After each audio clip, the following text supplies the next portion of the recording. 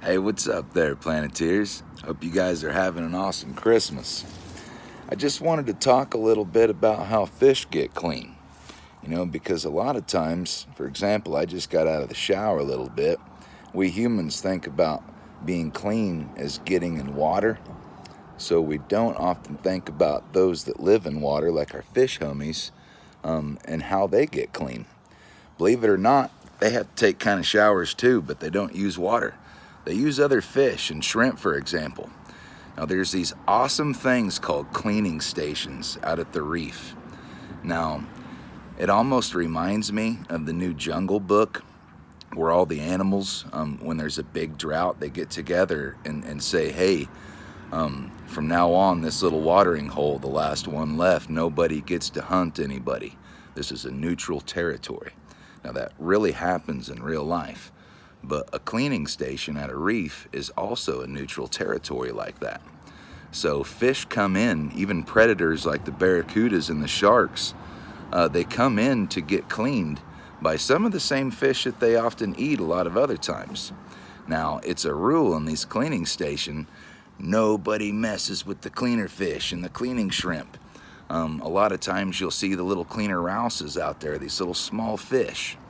Now, the bigger fish like those barracudas or an angelfish or even a shark, hammerhead will come in there and even open up his gills, those precious sensitive gills, and let those cleaner fish and the cleaner shrimp get in his gills and clean, in his mouth and clean.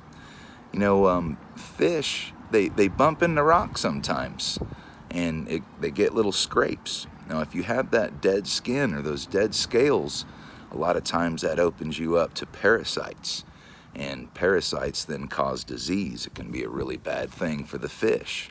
So they have to get clean from these parasites. That's where those cleaner fish and the cleaner shrimp come in. So imagine, these cleaner shrimp will actually sit out on their rocks when they're open for business and start waving their antennas around like, all right, we're open. And you'll see a line of barracuda, like 3 or 4 of them in a row, in different fish species in the same line, like a car wash, waiting to get clean. Like there's perfect order in these things, and it's just so amazing to see with your own eyes. I knew of a cool little cleaning station I could hit up over in the Keys, and it was just some of the most amazing experiences ever. And you would watch, and there's even a fish called the false rouse.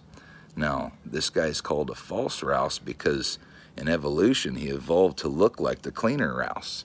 But what he does is goes in there to act like he's going to take just a nibble of that dead skin to clean for the parasites, and he takes a big old chunk out of you. So he's kind of that little oddball in there that kind of breaks the rules, but that's his evolutionary play, is to keep everybody in check, like a checks and balances, so to speak. So you can imagine just how awesome that is, that you have a neutral territory where fish do not eat other fish, where they come only to get clean from the parasites and those dead scales and dead skin. This is what we call a symbiotic relationship, much like that algae in the reef, the algae zooxanthellae, that gives those corals 90 to 98% of the energy that it needs to survive, simply by soaking up the sun photosynthetically by those little unicellular algae cells. So it's really, really cool stuff. Symbiotic relationships are a lot like how beings that live on the land relate to things in the ocean. As far as here in Kansas, for example, the water that falls on our crops, it depends on the ocean. So that's a symbiotic relationship that we have to take care of and maintain, in my opinion.